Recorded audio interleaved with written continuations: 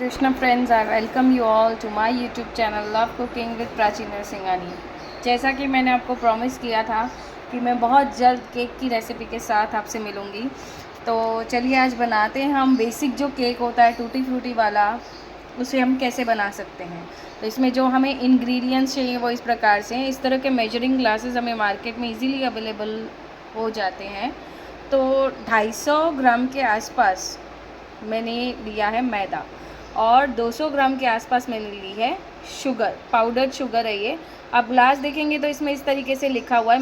मैदा का जो मेजरमेंट है वो अलग होता है। जैसे मैदे में 250 ग्राम्स या ऊपर तक होगा, पर आप शुगर में देखेंगे जब, तो शुगर में 250 ग्राम्स नीचे है। तो इसी प्रकार से हमें मेजर करना है। दोनों मेजरिंग ग्लास में 250 ग्राम के आसपास हमें लेना है मैदा और 200 ग्राम के आसपास हम लेंगे पाउडर्ड शुगर। फिर मैंने लिया है baking powder 1 teaspoon, half tea spoon मैंने ली है बेकिंग सोडा, थोड़ी सी टूटी फ्रूटी गार्निशिंग के लिए। ये 1 कटोरी के आसपास तेल है, नॉर्मल ऑयल है, जो हम वेजिटेबल ऑयल जो हम सब्जियां बनाने में या चावल बनाने में यूज़ करते हैं, वही ऑयल है ये 1 कटोरी के आसपास। पौन ग्लास के आसपास है दूध और इसी के साथ ये एसेंस है। आप कोई भी एसेंस यूज़ कर सकते हैं जो फ्लेवर पसंद हो, पाइनएप्पल हुआ, वाइट रोज़ हुआ, मैं इन दोनों में से एक यूज़ करूँगी। और इसी तरह का हमें एक मोल्ड चाहिए जिसमें हम केक को बेक करेंगे। तो मोल्ड को पहले हम ग्रीस कर लेंगे इस तरीके से, 2-3 ड्रॉप ऑयल डालकर उसको अच्छे से चला लेना है ताकि पूरे मोल्ड में वो फैल जाए। मैंने अच्छे तरीके से इसकी किनारियों पर भी तेल को लगा दिया है। अब हम इस पे मैदे की डस्टिंग करेंगे। तो हम ग्रीस इसलिए कर रहे हैं मोल्ड को कि हमें बटर पेपर यूज़ करने की ज़रूरत नहीं है।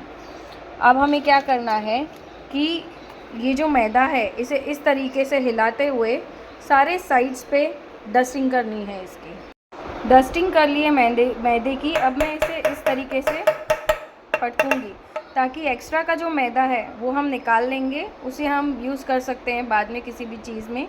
तो ये एक्स्ट्रा का मैदा हमें खाली कर देना है। को जब हम एक बार ग्रीस कर लेते हैं तो हमें उसे इस तरीके से पकड़ना है, अंदर हमारी उंगलियां टच नहीं होनी चाहिए, वरना ये जो हमने इस तरीके से डस्टिंग किया है तो वो ख़राब हो जाएगा और केक प्रॉपर तरीके से निकलेगा नहीं। तो जब हम डस्टिंग कर लें उसके बाद हमें मोल्ड इस तरीके से पकड़ना है, अंदर हमारी फिंगर्स टच नहीं होनी चाहिए।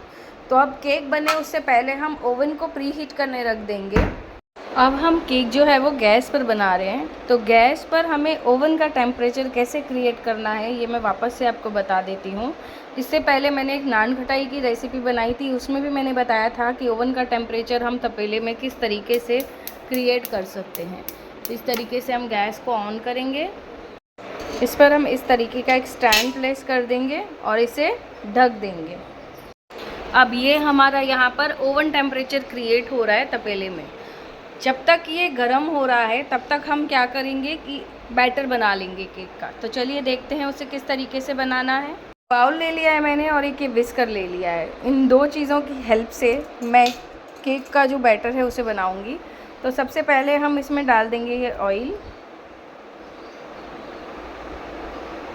ऑयल डालने के बाद हमें थोड़ी थोड़ी सी शुगर डाल के इसको विस्कर से इस तरीके से चलाते जाना है। जब तक पूरी शक्कर अच्छे से तेल में मिल नहीं जाती तब तक हम इसे विस्क करेंगे। थोड़ा विस्क करके फिर पूरी शक्कर डाल के फिर इसे अच्छे से विस्क करना है। करीबन 1 मिनट तक मैंने इसे चला लिया है। अब हम क्या करेंगे, थोड़ा मैदा और थोड़ा दूध, थोड़ा मैदा थोड़ा दूध, बार बार ऐसे तरीके से करके इसे हम विस्क करेंगे। बिल्कुल भी लम्प्स नहीं होने चाहिए। हम थोड़ा मैदा थोड़ा दूध, थोड़ा मैदा थोड़ा दूध इस तरीके से डालते हुए इसे विस्क करते चले जाएंगे। फिर से थोड़ा मैदा, इस तरीके से मैंने 3 बैच में मैदे को और दूध को ऐड किया है और फिर से इसे विस्क करूँगी। अब मैं इसमें डालूँगी बेकिंग पाउडर 1 टीस्पून, इसी के साथ साथ बेकिंग सोडा 1 टीस्पून और थोड़ा सा पानी इनके ऊपर ऐड कर दूंगी ताकि ये एक्टिवेट हो जाए। याद रखिएगा कि बेकिंग पाउडर और बेकिंग सोडा डालने के बाद इसमें मैंने बिल्कुल थोड़ा सा पानी ऐड किया है। अब मैं इसमें डालूंगी एसेंस। ये मैंने वाइट रोज़ एसेंस लिया है, इसे 5 से 6 ड्रॉप्स हमें डालना है और फिर से इसे विस्क करना है। अब केक के बैटर को विस्क करना इसलिए ज़रूरी है कि इसमें लम्प्स ना रह जाए। विस्कर से बिल्कुल भी लम्प्स नहीं रहते हैं केक के बैटर में, तो इसे अच्छे से विस्क कर लेंगे। तो इसकी कंसिस्टेंसी जो है वो इस तरीके की होनी चाहिए, बहुत ज़्यादा पतला भी नहीं और बहुत ज़्यादा गाढ़ा भी नहीं। अब ये जो हमने डस्ट करके रखा था, ग्रीस करके रखा था हमारा केक का मोल्ड, उसमें हम इसको धीरे धीरे पलटाएंगे। आधा डालने के बाद हम इसके ऊपर इस तरीके से टूटी फ्रूटी को स्प्रेड कर देंगे। अब फिर से बाकी का ऊपर डालेंगे।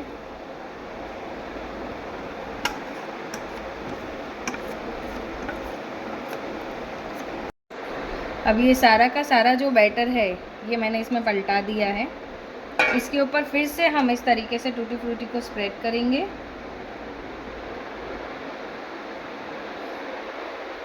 अगर टूटी फ्रूटी नहीं पसंद करते आप तो इसमें आप ड्राई फ्रूट्स भी डाल सकते हैं, बादाम कट करके डाल सकते हैं ऊपर से, या अखरोट डाल सकते हैं, तो वो ड्राई फ्रूट केक बन जाएगा।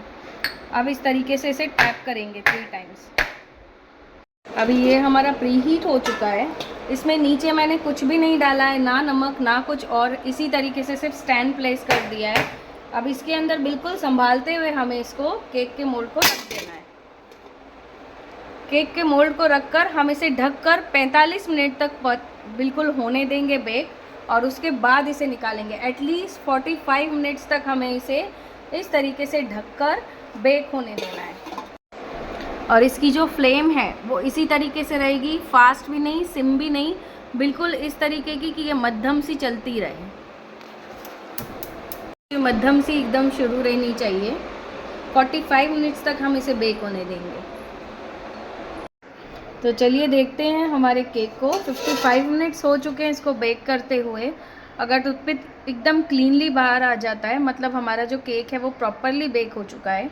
अब एक बात का ध्यान रखिएगा कि जब आप इसे गैस पर बेक करते हैं तो जो हमारा केक है वो ऊपर से लाइट कलर का दिखेगा और नीचे से डार्क होगा उसका बेस। और अगर आप इसे ओवन में बेक करते हैं तो ये ऊपर से डार्क होगा और नीचे से लाइट कलर का होगा। तो कोई फ़र्क नहीं पड़ता। ओवन में आप इसे 160 डिग्री सेल्सियस पे कन्वेंशन मोड पे 40 मिनट्स के लिए बेक कर सकते हैं। और घर पर जब हम इस तरीके से तपेले में इसे बेक कर रहे हैं तो इसको 55 टू 60 मिनट्स भी लग जाता है कभी कभी बेक करने में।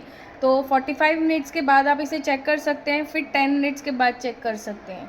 अप्रॉक्स 45 टू 55 मिनट्स के बीच में ये बेक हो जाता है। अब हम इसे ठंडा होने के लिए बाहर निकाल कर रख देंगे, और जब ये एकदम ठंडा हो जाएगा तब हम इसे डीमोल्ड करेंगे। तो चलिए अब हम करते हैं अपने केक को इस तरीके से डीमोल्ड।